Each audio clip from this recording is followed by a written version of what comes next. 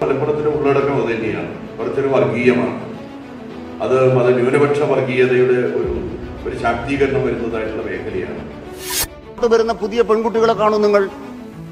തട്ടം തലയിലിടാൻ വന്നാൽ അത് വേണ്ടെന്ന് പറയുന്ന പെൺകുട്ടികൾ മലപ്പുറത്തുണ്ടായത് ഈ കമ്മ്യൂണിസ്റ്റ് പാർട്ടി കേരളത്തിൽ വന്നതിന്റെ ഭാഗമായി തന്നെ, വിദ്യാഭ്യാസം ഉണ്ടായതിന്റെ ഭാഗമായി തന്നെ എന്ന് ഞങ്ങൾ വിശ്വസിക്കുന്നു. 20 കൊല്ലം കഴിയുമ്പോൾ ഇന്ത്യ, കേരളം ഒരു മുസ്ലിം രാജ്യമാകും, ഭൂരിപക്ഷമാകും.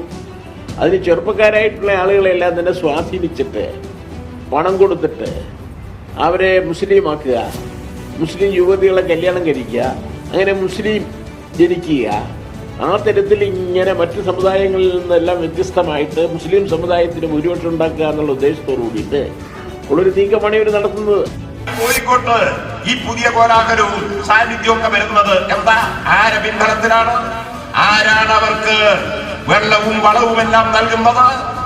കോഴിക്കോട് കേന്ദ്രമായി പ്രവർത്തിക്കുന്ന മുസ്ലിം തീവ്രവാദ പ്രസ്ഥാനങ്ങളാണ് ഈ മാവോയിസ്റ്റിന്റെ ശക്തി. കേരളത്തിലെ ഇടതുപക്ഷ ഗവൺമെന്റിന്റെ പുരോഗമനപരമായ നിലപാടുകൾക്കെതിരായി, വികസനത്തിനെതിരായി മുസ്ലിം തീവ്രവാദികൾ നടത്തുന്ന ഈ സമരം, ആ സമരത്തിന്റെ വേഗത വർദ്ധിപ്പിക്കുന്ന പ്രക്രിയയ്ക്ക് മലപ്പുറം ജില്ലയിലെ മുസ്ലിം ലീഗ് നേതൃത്വം ഇപ്പോ മുൻകൈയെടുക്കും. കൊള്ളക്കാരെയും ചർച്ചയ്ക്ക് വിളിക്കുന്നില്ല, ജനപ്രതിനിധികളെയും രാഷ്ട്രീയ പാർട്ടികളെയും വിളിക്കുന്നത്. അവരാണ് ഈ രാജ്യം ഭരിക്കുന്നത്. ഈ രാജ്യം ഭരിക്കുന്നത് തീവെപ്പുകാരും കൊള്ളക്കാരും അല്ല, അവർ നിയമത്തിന്റെ വഴിക്ക് പോകും. അതാ പറയാനുള്ളത്. കൈലയിൽ തീ വെച്ചാൽ ജാമ്യം കിട്ടത്തില്ല. ഇതെല്ലാം പൈസ ഇടുന്നതാണ് അവർക്ക്. ഇങ്ങനെ കളിക്കാനിവിടെ ആരുടെ ധൈര്യത്തിലേക്ക് കളിക്കുന്നത്? ഒരു പൊളിറ്റിക്കൽ പാർട്ടി ഓൺ ചെയ്യുന്നില്ല, സമരസമിതി ഓൺ ചെയ്യുന്നില്ല. എന്നാലും എല്ലാം നടക്കുകയാണ്. എന്താ പിന്നെ അങ്ങനെയാണെങ്കിൽ സ്ഥലം പോകുന്നിടത്ത് എല്ലാം ഈ കൊള്ളിവെപ്പ് നടക്കുന്നത്.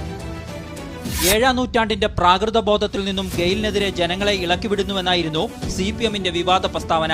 സമരരംഗത്തുള്ള സംഘടനകളുടെ പേര് പറഞ്ഞ് ഇസ്ലാമിക തീവ്രവാദത്തിന്റെ ഇടപെടലായി സമരത്തെ വ്യാഖ്യാനിക്കുകയും ചെയ്തിരുന്നു.